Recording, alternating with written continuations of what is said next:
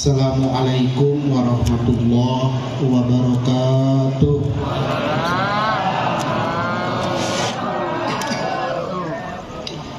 Alhamdulillahi rabbil alamin, wa bihi nasta'in wa ala umuri dunya waddin. Wassalatu wassalamu ala asrafil anbiya'i wal mursalin wa ala alihi wa ashabihi wa man tabi'ahu ila yaumiddin. Amma ba'du, usikum wa nafsi bitaqwallahi faqad fazal muttaqun wa ahussukum ala ta'atillahi wa ta'ati rasulihi fi kulli waqtin la'allakum tuflihun.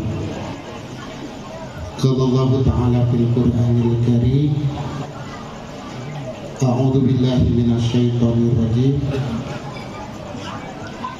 Innal ladzina qalu rabbuna Allahu tsumma istaqamu tatanazzalu 'alaihimul malaikatu alla takhafu wa la tahzanu wa abshiru bil jannati allati kuntum tu'adun. Wa qala Nabi sallallahu alaihi wasallam, absus salam wasilul arham wad'imul ji'an wasoribil lail wan nasimi'an tadkhulul jannata bisalam. Sadaqallahul adzim wa sadaqa rasulul karim wa nahnu ala dzalika minasyahidin wa syakirin walhamdulillahi rabbil alamin. Para bapak-bapak wali santri Pondok Pesantren Nurul Hidayah Pilwadi yang saya hormati, para tokoh masyarakat dan para alim ulama, para habaib dan para ustadz yang saya tidak bisa sebutkan satu persatunya, yang saya hormati, mudah-mudahan Allah Subhanahu wa ta'ala dimuliakan. Amin ya Allah ya Rabbal alamin. Para hadirin, alhamdulillah pada malam ini saya bisa bersilaturahmi ke Pondok Pesantren Nurul Hidayah Pilwadi, pimpinan Mang Bajri. Mudah-mudahan kita berdoa Pondok Pesantren ini menciptakan para orang-orang yang soleh dan solehah, dan mudah-mudahan para dewan gurunya, pengurusnya, terutama pimpinannya Mang Bajri beserta keluarga, oleh Allah Subhanahu wa ta'ala diberikan hati yang ikhlas di dalam menyampaikan dan mengurus daripada santri-santrinya, dan mudah-mudahan seluruh pengurus santri dan keluarganya oleh Allah Subhanahu wa ta'ala disatukan hatinya, disatukan pikirnya, sehingga betul-betul mereka ini di dalam mengemban amanah yang berupa pondok pesantren dan santrinya betul-betul dia mendidiknya menjadi anak-anak yang soleh dan solehah. Amin ya Allah ya Rabbal alamin. Dan semoga seluruh para santrinya, baik yang sudah lama ataupun yang baru, mudah-mudahan santrinya oleh Allah Subhanahu wa ta'ala dijadikan orang yang berguna bagi agama dan negara, dan mudah-mudahan mereka oleh Allah Subhanahu wa Ta'ala dipintarkan, yang pintar lebih pintar, yang baik lebih baik, yang nakal supaya baik, dan yang sudah baik menjadi lebih baik. Amin ya Allah ya Rabbal alamin. Dan mari kita doakan lagi seluruh alumni Pondok Pesantren Nur Hidayah Pilwadi yang alumninya sebentar ataupun lama, yang mondoknya dulu betah ataupun enggak betah, yang mondoknya dulu bandel ataupun baik. Mari kita doakan semoga ini para alumninya oleh Allah Subhanahu wa Ta'ala diberikan ilmu yang bermanfaat, rezeki yang berkah, dan ketika mereka mempunyai cita-cita yang baik oleh Allah Subhanahu wa Ta'ala dikabul. Amin ya Allah ya Rabbal alamin. Tak lupa pula kepada seluruh wali-wali santri Pondok Pesantren Nur Hidayah Pilwadi oleh Allah Subhanahu wa Ta'ala dikuatkan iman dan Islamnya, diberikan kesabaran dan diberikan rezeki yang leluasa, yang cukup untuk membiayai para putra dan putrinya yang sedang berjuang menuntut ilmu di Pondok Pesantren Nur Hidayah Pilwadi. Terakhir, ya, mari kita doakan, ya, mudah-mudahan fasilitas ataupun pembangunan yang sedang digarap ataupun yang akan digarap oleh Allah Subhanahu wa Ta'ala dimudahkan rezekinya dan manfaat dan ada isinya sampai yaumil qiyamah. Al-Fatihah. A'udzubillahi minasyaitonir rajim. Bismillahirrahmanirrahim. Alhamdulillahirabbil alamin. Ar-Rahmanirrahim. Maliki yaumiddin. Iyyaka na'budu wa iyyaka nasta'in. Ihdinas siratal mustaqim. Siratal ladzina an'amta 'alaihim ghairil maghdubi 'alaihim waladdallin. Amin. Ya Allah. Mang Bajri dulu mondok pesantrennya di Sadeng di Nurul Hidayah. Kak Haji nyebutnya Mang Bajri, kamu mah jangan. Kalau yang biasa nyebut Abi ya nyebut Abi. Kalau yang biasa nyebut Kiai Bajri ya Kiai Bajri. Yang biasa nyebut Ustadz Bajri ya Ustadz. Jangan kayak Kak Haji, Kak Haji Mang Bajri nyebutnya. Kalau kalian ganti yang biasa nyebut Ustadz Bajri disebut ataupun nyebutnya Mang Bajri, takut kewalat. Ya. Kalau kewalat gawat, bahaya Pak. Bisa rontok semua pohon-pohon Pak. Ya, makanya yang suka ngomong nyebutnya Abi Bajri, Abi Bajri. Nah, kalau saya ngomongnya Mang Bajri.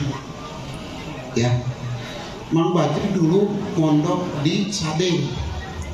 Cuman heran kenapa dia jadi kiai. Saya kenapa di Sadeng ya dia suka bikin es. Esnya namanya es kebo ya Mang Bajri. Es kebo. Tahu es kebo? Es kebo, kalau kebo itu bahasa Indonesianya kerbau. Es kebo. Kenapa disebut es kebo? Saking esnya gede-gede dulu. Tapi kenapa kok dulu tukang bikin es pulang ke rumah jadi kiai? Hebat gak? Hebat gak? Ya, hebat. Kenapa? Oh, satu kata kuncinya, dia bikin esnya mondok. Dia bikin esnya pesantren, dia bikin esnya ngaji. Itu Mang Bajri. Bahkan dulu mah bapak saya nyebutnya bukan Mang Bajri, bukan Badri, nyebutnya si Unyil. Tanya sama Badri. Si Unyil. Dulu Bapak tahu film si Unyil? Tahu nggak? Karena mondok kesadenya masih kecil, kecil, tahu kecil ya, masih kecil, tahu emang orangnya kecil. Dulu barengnya sama Mang Atik, ya Mang Badri, bareng sama Mang Atik, kobongnya di atas, dianterin sama kobongnya sama bapaknya. Tuh almarhum Almarhum ya, bapak saya Ki Haji Konbulpa ini nyebutnya, manggilnya Tara ataupun enggak nyebut Badri, tapi nyebutnya si Unyil. Si Unyil sini, si Unyil suruh ke sini, si Unyil suruh ke dapur. Itu bahasa siapa? Almarhum Kemang. Ternyata Unyil jadi kiai. Ternyata Unyil ada yang nyebut Ustaz. Allah tuh akbar. Sekarang juga masih Unyil Badri, enggak gede-gede ya, yang gedenya ubannya aja, yang gedenya ubannya. Kenapa? Karena banyak keinginan. Mang Badri banyak ingin ngebangun, ingin kebeli tanah di sono, banyak keinginan, sehingga keinginannya itu dibuktikan dengan banyak itu. Sampai demikian Mang Badri. Ini cuma Kak Haji lagi ngomong bahasanya manakib Mang Badri ya.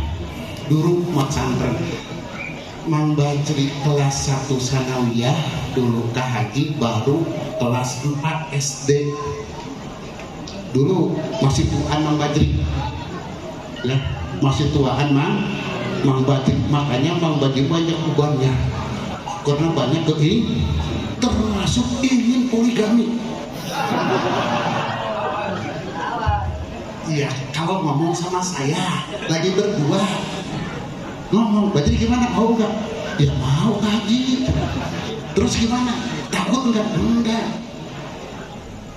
Nggak takut sama Teh Ito? Nggak takut. Ya bener, iya nggak takut, cuman Teh Ito yang menakutkan. Itu makanya uban terus, udah tahan aja daripada Mang Badri poligami nikah lagi. Lebih baik Mang Badri ada uban.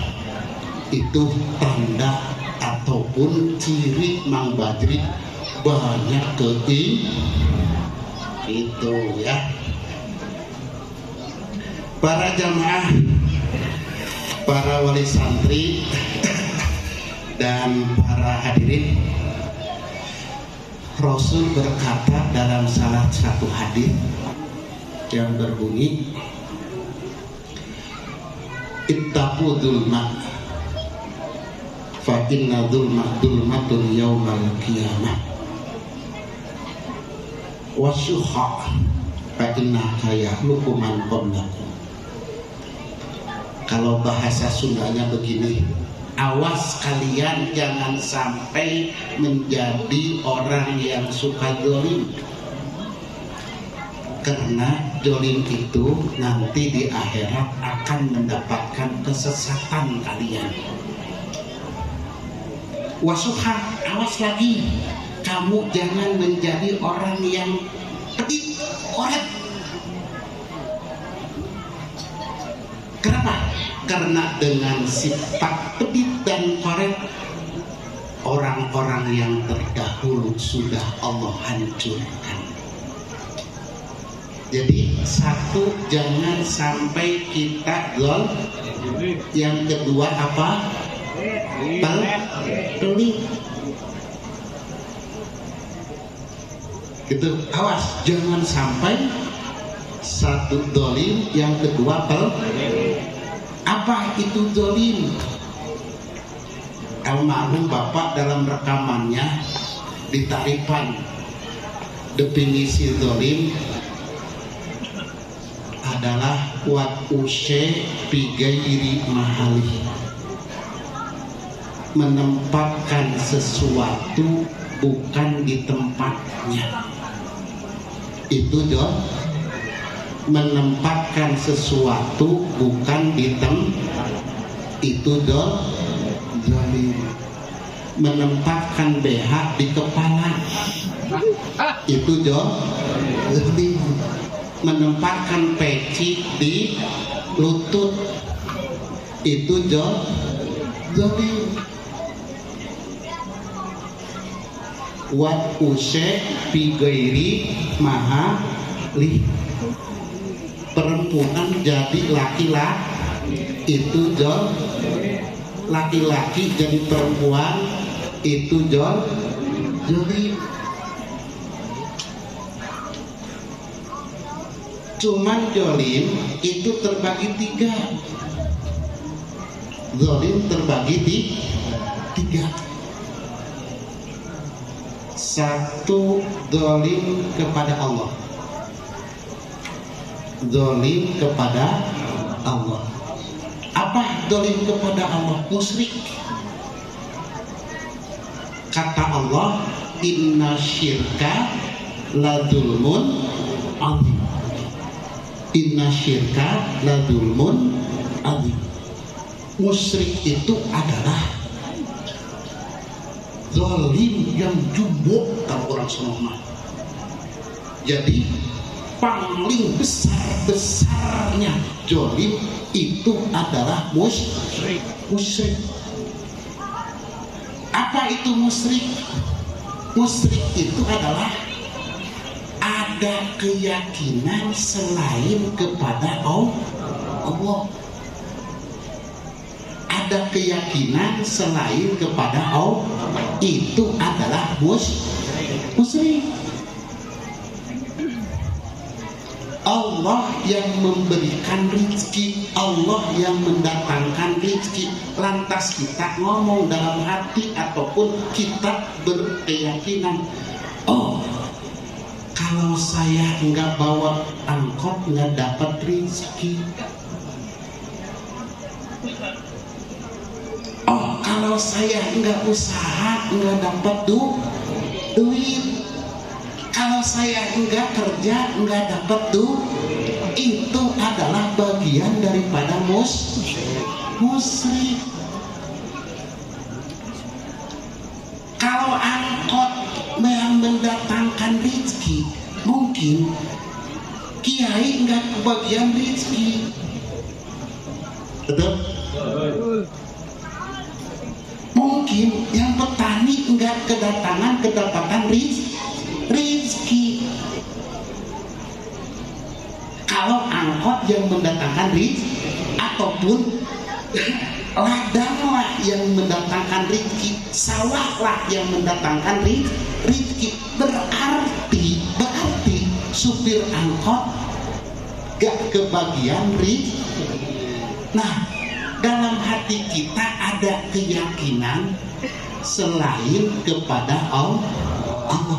Yakin itu harus hanyalah satu kepada Allah. Nah ini, makanya orang musyrik itu datang daripada orang Islam. Dan tidak setiap orang kafir itu musyrik. Makanya antara musyrik dengan kafir, kalau bahasa daripada ilmu mantek itu adalah umum khusus min wajib. Setiap musyrik adalah kafir, tidak setiap kafir adalah musyrik. Makanya bisa terjadi orang musyrik itu datang daripada orang Islam. Gimana? Iya, kan orang Yahudi, orang Nasrani yang benar-benar dia masih berpegang teguh kepada kitab Injil dan Taurat yang asli, dia beribadah tetap ibadahnya kepada Allah.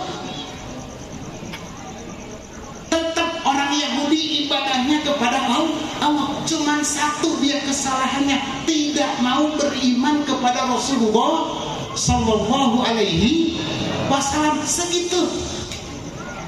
disuruh sama Allah untuk beriman kepada Nabi Muhammad, mereka tidak beriman kepada Nabi Muhammad. Nasrani disuruh iman kepada Nabi Muhammad, dia tetap beriman dan nabinya adalah Nabi Isa alaihissalam.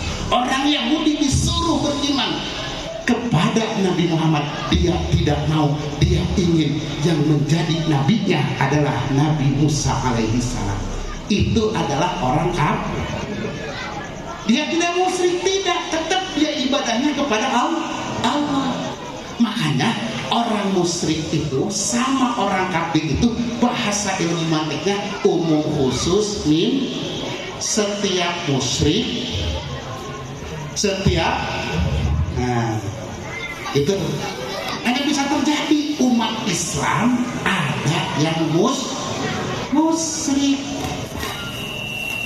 Kita jangan jauh-jauh. Masalah rezeki aja tadi saya contohin. Masalah rezeki. Kalau Bapak sebagai profesi, sebagai karyawan, terus Bapak meyakini dengan karyawan ini saya dapat rezeki, dengan karyawan ini, dengan kerja ini saya dapat gaji, dapat rezeki, itu udah termasuk bagian daripada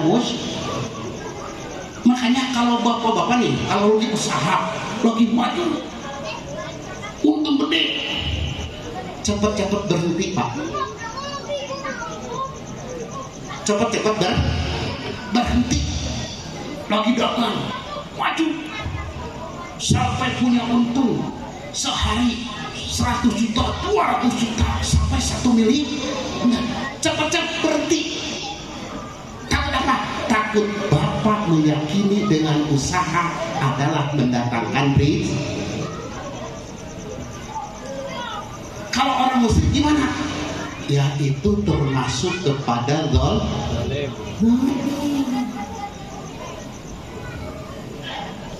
Kan disebutkan dalam Al-Quran, wa ma khalaq jinna wal insa illa liya'budun. Aku ciptakan manusia dan jin hanyalah untuk liya'budun. Tafsiran liya'budun di situ adalah liwahidu, untuk menauhidkan,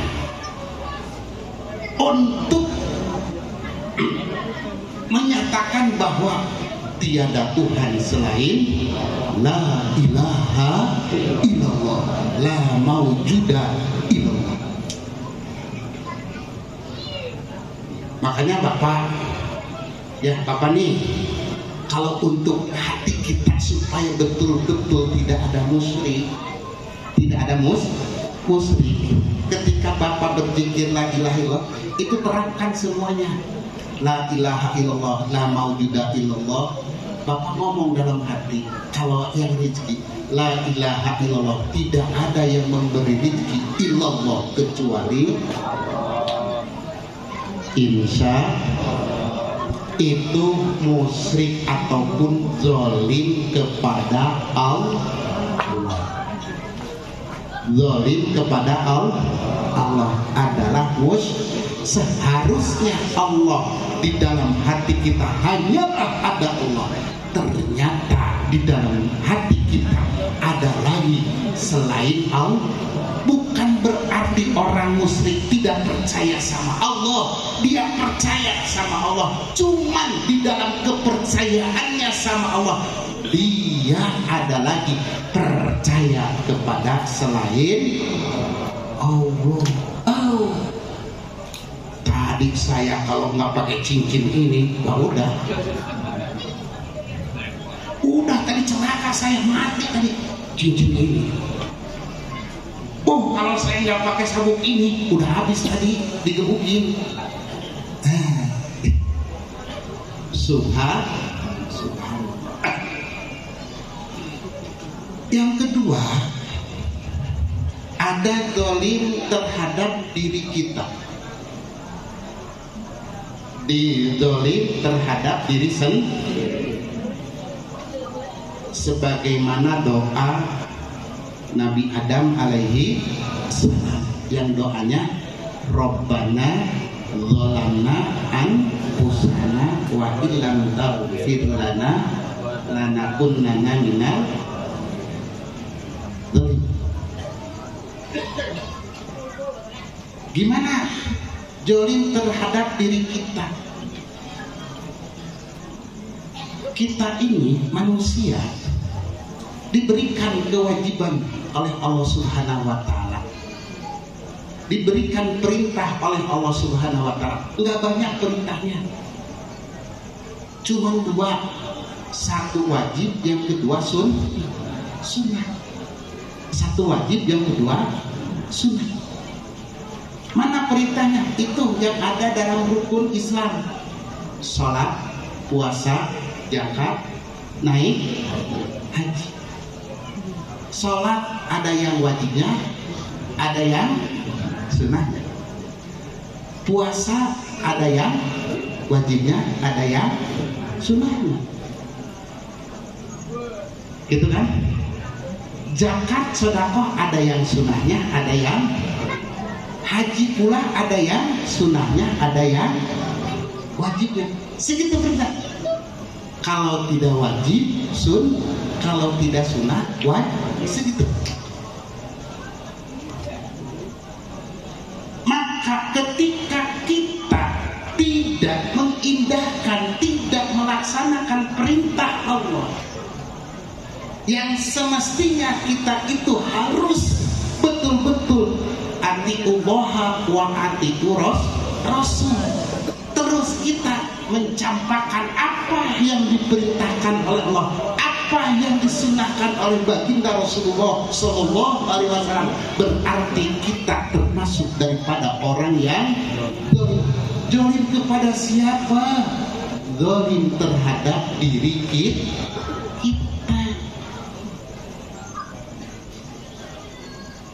Disuruh sholat enggak sholat, berarti zalim. Kenapa? Wa usyek bi ghairi maha, menempatkan sesuatu bukan di tempat. Haruskah manusia itu sholat, ini enggak sholat. Harusnya bulan Ramadan kita saum, ini tidak saum. Seharusnya kita udah mampu, biayanya ada, harus berangkat haji, ini enggak berangkat haji, itu namanya zalim. Kalau orang yang gitu gimana? Nanti datang ke akhiratnya, dulumatun fil akhirah, datang ke akhiratnya dia mendapatkan kesesatan, maksudnya dia masuk neraka. Dia masuk neraka. Bukan masuk surga. Nah, begitupun bapak-bapak. Di antara bapak zalim, ketika bapak punya anak, ketika bapak punya istri, terus anak bapak tidak bapak didik dengan kebaikan, terus bapak istri bapak tidak bisa ataupun tidak dididik dengan kebaikan, maka itu adalah bagian dari bapak yang zalim terhadap siapa? Terhadap anak. Zalim terhadap siapa? Terhadap keluarga. Kaji kan saya mah nggak bisa ngaji. Gimana mau ngajarinnya? Ya masukin ke pondok pesantren. Masukin ke pondok pesantren.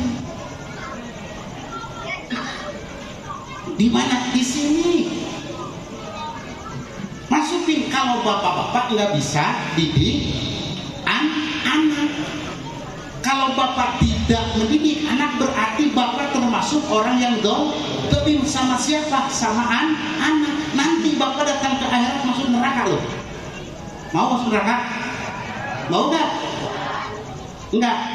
Didik anaknya, nggak bisa masukin ke pondok pesantren. Di sini ada Kiai Bajri, di sini ada Mang Bajri, dan sebagai masukin untuk apa? Untuk dididik agama, sehingga bagaimana? Sehingga dia menjadi anak yang soleh.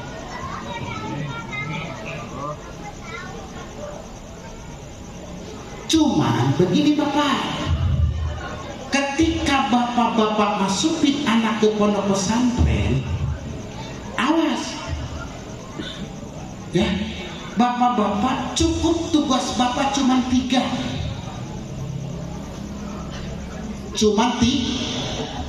satu mendoakan, yang kedua memberikan biaya, yang ketiga memberikan support ataupun memberikan semangat. Udah, Bapak jangan tanya sama guru Bapak bagaimana cara mendidiknya, apalagi Bapak ikut-ikutan mendidik, apalagi Bapak ikut campur masalah pendidikan. Udah, Bapak mah segitu tugasnya, titipin anak, doain, biayain, terus beri semangat. Bagaimana cara mendidiknya? Bapak jangan ikut campur, Bapak hanyalah menitipkan dan tugasnya begitu. Cara mendidiknya adalah bagian daripada pondok pesantren.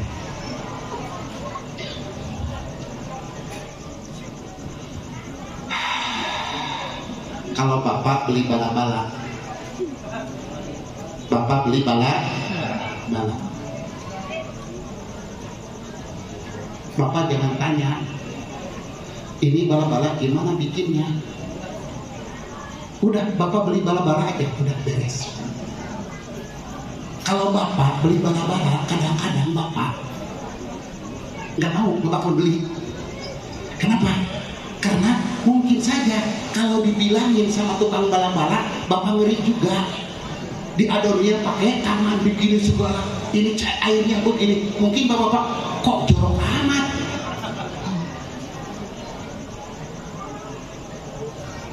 Gitu. Udah pasrahin sama tukang bala-bala, kita mah beli, udah beli, makan beres.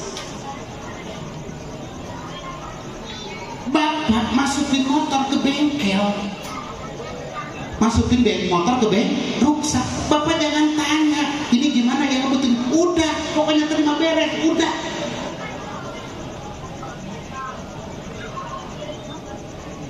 Gitu. Paham?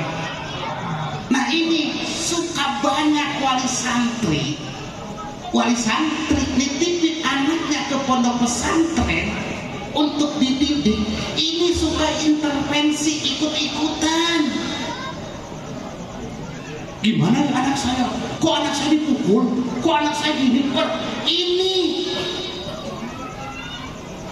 nggak bakalan jadi kalau Bapak ikut-ikutan sama apa cara pondok pesantren mendidik anak Bapak. Makanya udah segitu aja, beres.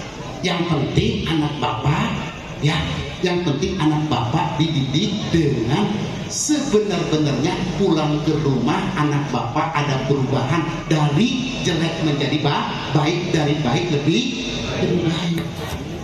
Cuman ketika Bapak memasrahkan anak, jangan sekedar memasrahkan aja. Nih, udah, jangan gitu Pak. Kalau bisa Bapak bilangin, ceritain sama gurunya.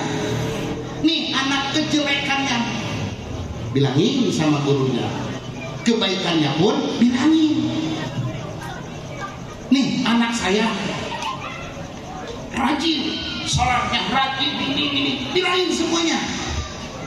Kejelekannya pun bilangin semua, laporin sama guru, laporin sama ustadznya, laporin sama kiainya, begini, supaya apa? Ustadznya, kiainya gampang mendidiknya, gampang mengarahkannya.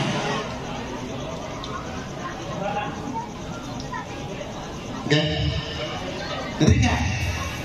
Kalau Bapak mau ke rumah sakit, mau berobat, datang aja ke rumah sakit, nggak ngomong penyakit apa-apa, diobatin nggak? datang aja ke rumah sakit, bisa-bisa disuntik mati loh. Bisa-bisa suntik mati. Datang ke rumah sakit, bilang, nih saya sakit gigi, nih saya sakit perut, nih saya sakit kepala. Jadi dokter gampang. Oh sakit kepala, nih obatnya. Oh sakit gigi, oh ini resepnya. Itu bapak-bapak. Ya, makanya bapak-bapak seyogyanya nih wali santri, seyogyanya nih wali santri, setiap ketemu sama kiai jangan sekedar ketemu aja pak, sekedar ketemu harus gimana? Harus ngobrol. Harus ngobrol sama siapa? Sama gurunya. Ngobrolin apa? Ngobrolin tentang anak. Ini makan boro-boro nemuin sama gurunya. Ketemu guru, lompat. Ketemu guru, lari. Jangan gitu pak. Kalau bapak pengen punya anak kalau memang bapak ingin anak yang dididik di sini itu betul-betul berhasil sesuai dengan keinginan kita, sesuai dengan keinginan guru.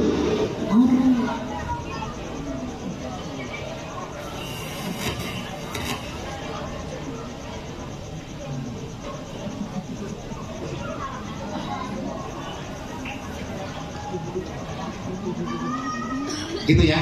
Jadi tugasnya satu, tadi guru, bapak-bapak wali santri mendoakan, membiayai, memberi motivasi. Ya, kan banyak ini. Ya, wali murid dititipin aja, nggak dibiayai, nggak mana. Kalau mau begitunya, nggak bener tuh. Nitipin anaknya ke pesantren, udah. Tahu-tahu dia mau diwisuda baru aja datang. Ataupun ada masalah baru aja datang. Ya, dikirimin enggak? Ya, dikasih uang enggak, bodo amat ah. Udah administrasinya banyak tunggakan sampai 2 bulan 3 bulan. Ditagih berhenti. Geblek gak? Ya, itu daripada kalau kita tidak demikian terhadap anak, berarti kita bagian orang yang zalim. Ya, insya Allah kita tidak termasuk kepada orang yang zalim. Yang ketiga, zalim terhadap sesama ataupun zalim terhadap makhluk Allah, zalim terhadap manusia. Jangan sampai kita itu berbuat zalim kepada sesama manusia. Innamal mu'minuna ikhwatun fa'aslihu bainahum. Harus selalu berbuat baik terhadap sesama. Kalau kita nyuri berarti itu zalim. Kalau kita gosok berarti zalim. Awas. Ya, gosok itu mengambil hak orang lain dan tidak ada tujuan untuk memiliki. Itu disebut gosok. Bapak-bapak ke masjid nggak pakai sendal, ada sendal, bapak-bapak mau kemana, ke tempat wudhu, nggak bilang dipakai aja, terus wudhu aja, kembaliin lagi. Itu namanya gosok. Itu namanya gosok. Bukan sering kerjaan. Benar nggak? Benar nggak? Iya. Datang ke masjid.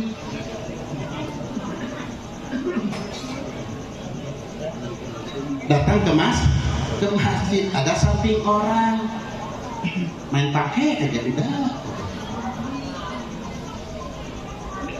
Ada tetangga, ada sapu di rumahnya, kita mau nyapu main pakai aja, bilang udah apa enggak, terus ditaruh lagi aja.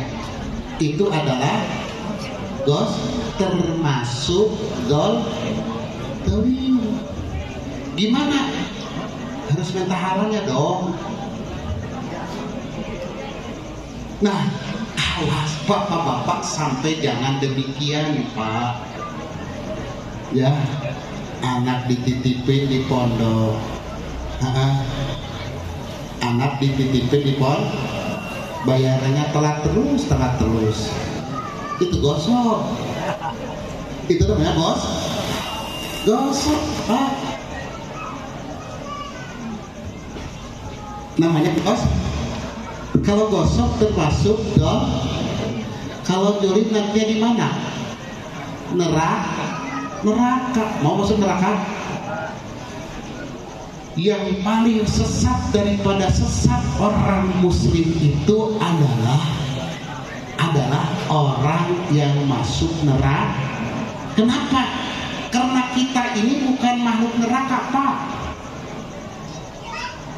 Kita ini adalah makhluk surga. Kenapa? Karena nenek moyang kita, Nabi Adam adalah penduduk surga. Maka kita kembalinya harus ke surga, jangan ke neraka. Itu masalah kayak ayam harusnya masuk ke kandangnya. Ini mah ayam malah tidurnya di pohon. Tidur di pohon. Rawan nggak? Pasti rawan atuh. Mungkin ada binatang yang lain, bahasa Sunda care ataupun bahasa siapa yang suka makan ayam? Hah? Ada? Oh, rawan nggak? Rawan. Tapi kalau pulangnya langsung kemana? Ke kandangnya. Itu ayam aman. Nah, kita juga kalau pengen aman, karena kita ini adalah makhluk surga. Kenapa makhluk surga? Karena Nabi kita, nenek moyang kita, Nabi Adam dan Siti Hawa adalah penduduk asli surga.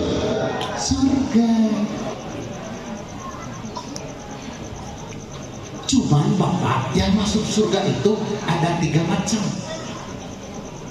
Ada 3 macam. Ada yang bighairi hisab, tanpa langsung aja masuk surga. Langsung masuk surga. Siapa itu?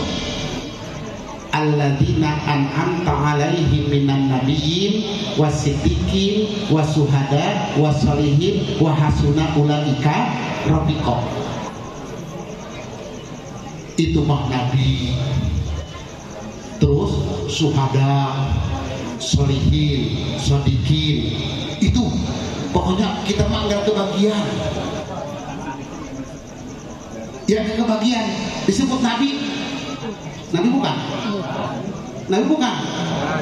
Kalau ada yang ngaku nabi, kaji bunuh sekarang. Siapa yang ngaku nabi? Itu mah udah habis. Itu yang masuk surganya bighairi langsung cus.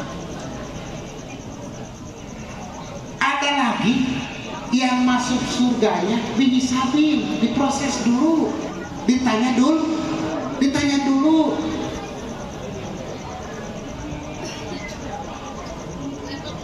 Ditanya, kalau kita punya harta, ditanya hartanya gimana. Kalau kita punya istri, ditanya istrinya gimana. Kalau kita punya anak, gimana. Ditanya, diproses semua. Baru udah diproses, dimasukin nggak sampai masuk neraka, cuma ditanya aja. Sama siapa ditanyanya? Sama siapa? Sama malaikat. Ditanya dihisab. Terus takut, jangan takut, jangan kita mah. Jangan takut. Jangan takut. Kenapa harus takut? Kenapa? Ya pertama kan masuk surga, pasti bakal ke surga. Cuma apa? Cuma ditanya aja, segitu. Ibu-ibu, bapak-bapak undangan. Terus di depan ada apa? Ada yang suka catat ya? Ditanya, undangan enggak? Cuma begitu aja udah. Kenapa harus takut? Nah takut. Kenapa? Ya yang nanyanya Allah, yang nanyanya malaikat. Allah itu adalah Ar-Rahman Ar-Rahim.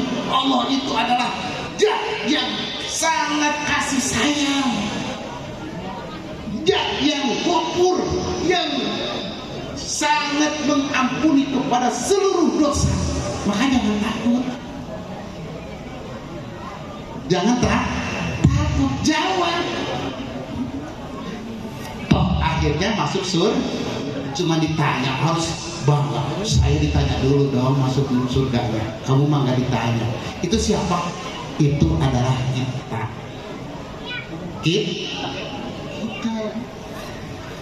Yang ketiga nih, yang dasar nih. Orang masuk surga itu diadabin. Masuk neraka dulu. Udah beres dosanya, udah beres kesalahannya, baru masuk surga. Mau gak? Alhamdulillah. Daripada selama-lamanya neraka. Benar gak? Kenapa? Akhirnya masuk surga. Yang gak mau, alhamdulillah. Apa? Saya masih ada harapan masuk surga. Gitu. Kenapa? Yang pertama jauh. Masuk surga tanpa jauh. Yang kedua jauh pula. Begitu dihisab ditanya, kayaknya banyak salahnya. Sholatnya masih telat, puasanya ya karat, naik hajinya sayang, duitnya lebih baik dibeliin mobil daripada daripada naik haji. Enggak, bahkan beli mobil yang kredit lagi, ya, beli mobilnya kredit. Jadi yang paling bodoh di antara orang bodoh beli mobil kredit. Daripada beli mobil kredit, lebih baik lebih baik bapak nikah lagi. Ngerti gak? Daripada bapak beli mobil kredit, DP-nya 50 juta, 30 juta sebulan 5 juta, lebih baik nikah lagi pak. Nikah lagi dapat 30 juta, bisa nggak di sini? Bisa nggak? Sebulan 5 juta, hebat gak? Mau nggak bu? Mau katanya. Terus apa? Kalau kita ngirit mobil semakin lama semakin jatuh harganya, semakin pusing. Kalau kita kawin lagi, tambah rezeki, tambah anak, tambah makin enak lagi, betul nggak? Nggak tahu sih, juga belum pernah. Subhanallah. Tapi doain ya, Mang Badi mau katanya. Mang Badi daripada ngirit mobil lebih baik kawin lagi. Doain, amin. Cerita jangan ngambek ya, cerita. Mungkin demikian bapak-bapak ya. Mudah-mudahan ada manfaatnya untuk diri saya dan umumnya.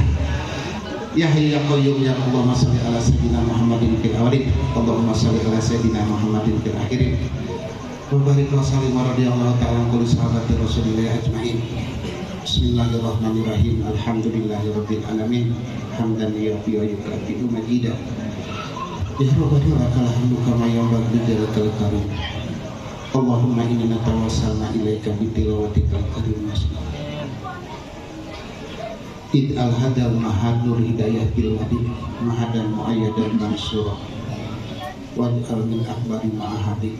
Allahumma barakati wa bi barakati syekhina Kiai Qadul Qaidi wa barakati syekhina Kiai Qadamul Qudus wa bi barakati syekhina Sabiqul Hadi.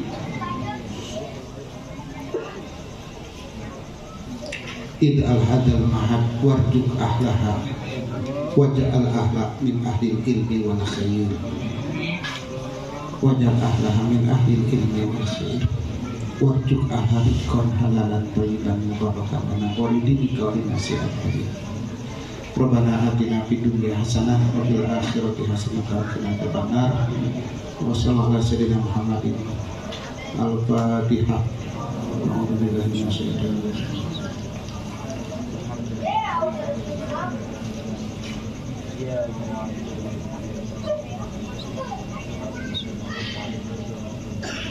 Wabillahi taufiq. Assalamualaikum warahmatullahi wabarakatuh. Waalaikumsalam warahmatullahi wabarakatuh.